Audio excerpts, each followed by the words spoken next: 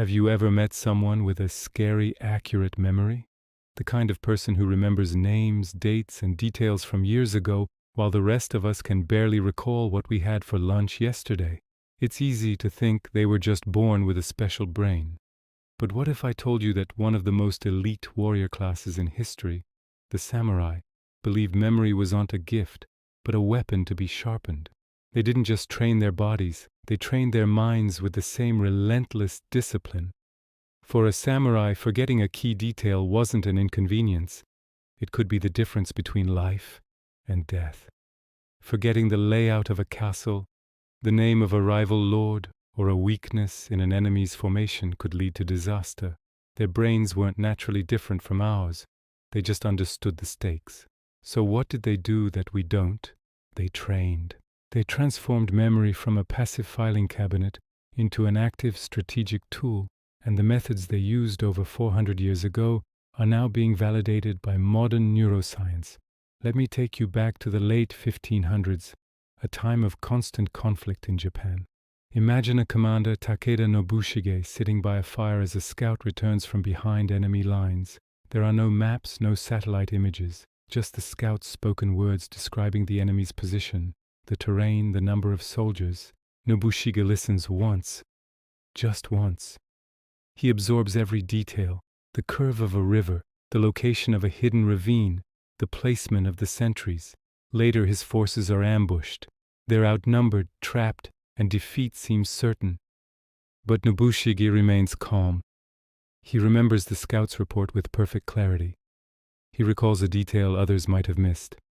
A narrow, hidden mountain pass. He leads his men through it, outflanking the enemy and turning a guaranteed defeat into a stunning victory. This wasn't luck. This wasn't a superpower. It was trained recall. It was the result of a mind forged by discipline. So how did they achieve this? It wasn't about cramming or using cheap memory tricks.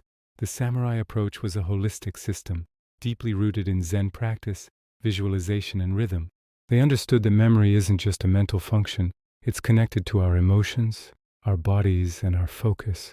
These weren't quick hacks. They were daily disciplines that built memory like a muscle, creating a mind that was as sharp and reliable as their katana blade. And what's incredible is that the principles they lived by are now being proven to be the most effective ways to learn and remember. Let's break down their ancient secrets. The first technique is called kwaru no ho, which translates to absorbing through emotion. Samurai knew that the human brain doesn't remember dry facts very well, but it never forgets a strong feeling. Instead of just memorizing a battle strategy, they would link it to a powerful emotion. The honor of their clan, the burning desire for victory, or the devastating cost of failure. Information wasn't just data, it was emotionally charged. Emotion acts like glue for memory. So what does this mean for you? Stop trying to remember things through brute force repetition. Instead, connect what you need to learn to a feeling. If you're studying for an exam, don't just read the textbook. Think about the pride you'll feel when you ace it. If you're trying to remember someone's name, connect it to a positive feeling you had during your conversation. Weave information into a personal story. That emotional anchor will make it stick. The second principle is shinpo, or continuous practice. Samurai didn't believe in cramming. Knowledge was forged through daily, relentless repetition until it became second nature. Whether it was the movements of a kata, the lines of a classic poem, or the details of military strategy, they practiced it day in and day out. This wasn't mindless repetition. It was focused, deliberate, and consistent. The goal was to move knowledge from conscious thought to instinct. This is the ancient version of what modern science calls spaced repetition. Our brains learn best when we review information at increasing intervals over time. Cramming for a test might get you through the next day, but that knowledge will vanish within a week.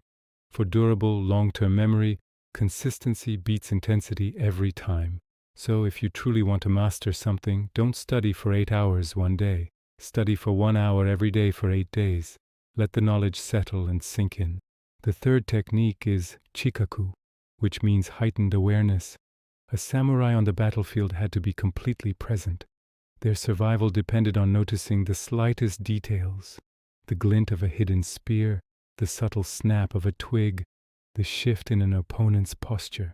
They train themselves to be fully engaged with the present moment, filtering out distractions and tuning into their senses. By being completely present, they encoded their experiences with incredible richness and detail. The modern parallel is mindfulness. In a world of constant notifications and distractions, our attention is fragmented. We skim, we multitask, we're rarely ever fully present. And as a result, our experiences are shallow and our memories are weak. If you want to remember more, you need to pay more attention. Put your phone away. When you're talking to someone, truly listen. When you're reading a book, truly read.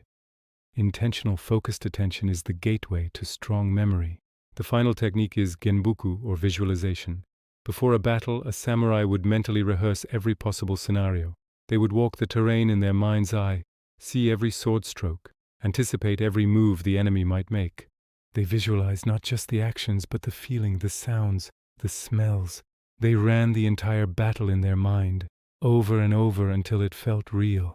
Neuroscience now shows us that the brain often can't tell the difference between a vividly imagined experience and a real one.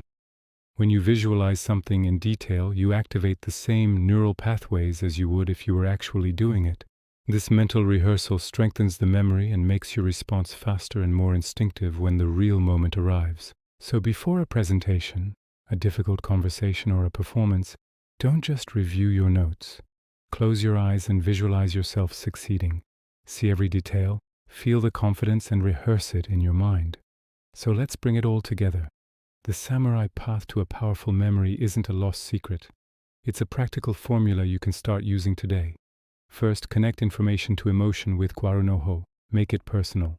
Second, practice consistently over time with Shimpo. Build the habit.